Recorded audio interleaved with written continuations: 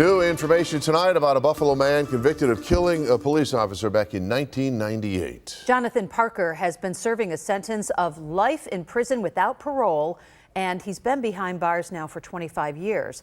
But after recent developments in the case, he and his family hope that he will get a new trial. But first, he needs a hearing. Two on your sides, Danielle Church joins us tonight.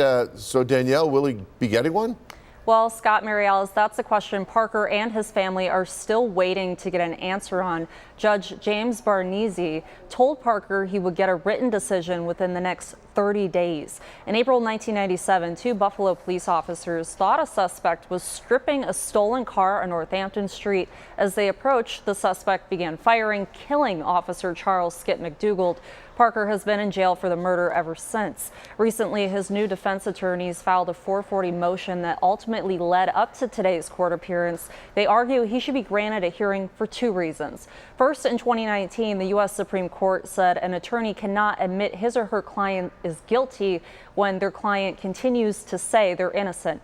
Parker's previous defense attorney said in 1998 he was guilty during his closing arguments. The other reason the motion was filed, of the 30 witnesses in Parker's trial, 3 placed him near Northampton Street. Now 2 of them are recanting their original testimony. One says he was threatened by an officer into lying 25 years ago, while the other is saying a different officer promised him a better outcome in a federal drug case he was facing. The prosecution then pointed to the third witness, who is not recanting her statements. When it got out to the public that she'd been cooperating, she was threatened by people from the neighborhood. She was physically assaulted on more than one occasion, and her dog was killed. This information came from her own testimony at trial and an affidavit that she had signed. So let's have a new trial because someone claims 25 years later that I changed what I said or made it up. Let's have a hearing. Let's disturb the jury's verdict from 25 years ago. If it means Jonathan Parker's life, absolutely. What we're asking for is a hearing. We're not asking for a new trial just yet. Let's have a hearing to determine if this person saying, I was in the vicinity, but I was not at that intersection.